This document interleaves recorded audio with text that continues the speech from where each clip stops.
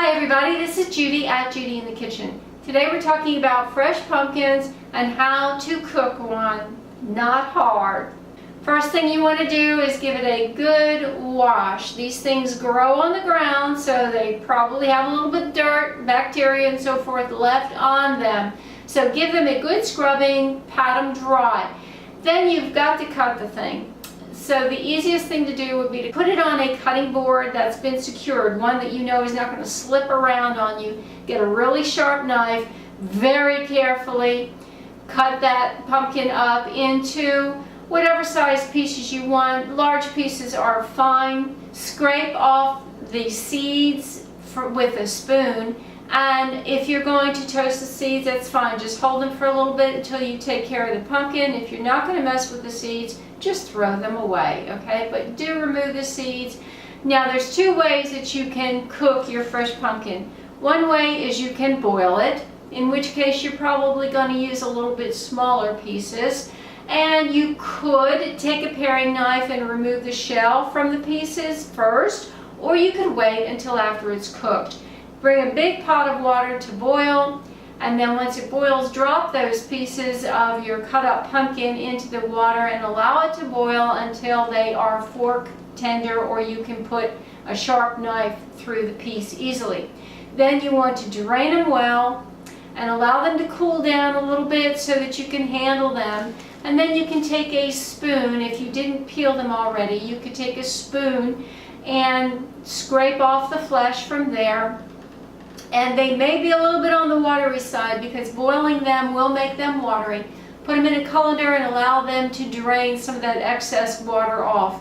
Or you could drain them through some cheesecloth and just lightly squeeze them, or even through a coffee filter, but it would have to be a mighty big coffee filter for most pumpkins, or even a nut milk bag. But don't dry them. Don't squeeze it to the point of being dry. You do want some of that moisture still in there. Now, the ideal way to cook fresh pumpkin would be to roast it in the oven. So in that case, you can cut your pumpkin up into larger pieces, which would be perfectly fine.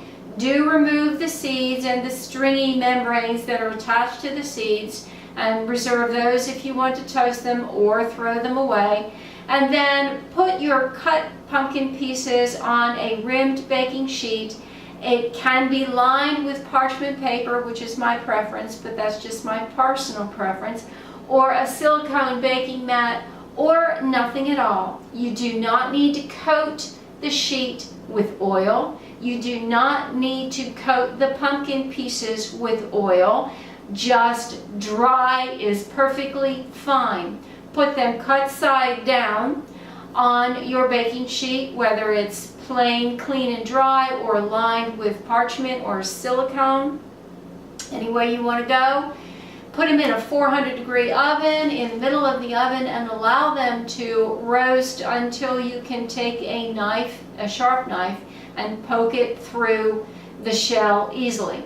Then take them out of the oven, allow them to cool a little bit, and then take a spoon and scrape the flesh off of there.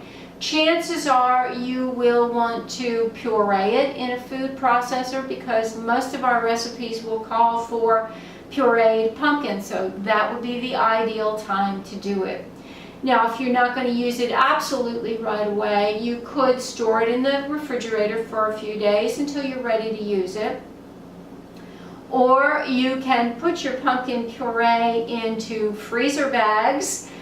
Do measure it out so you know exactly how much pumpkin puree you have in each bag or container. If it's in a bag, flatten it out the best you can, seal it up really well, label it, put it in the freezer, and they will keep for you for up to a year. So that's why you do want to label them and make sure that you use them within that time frame.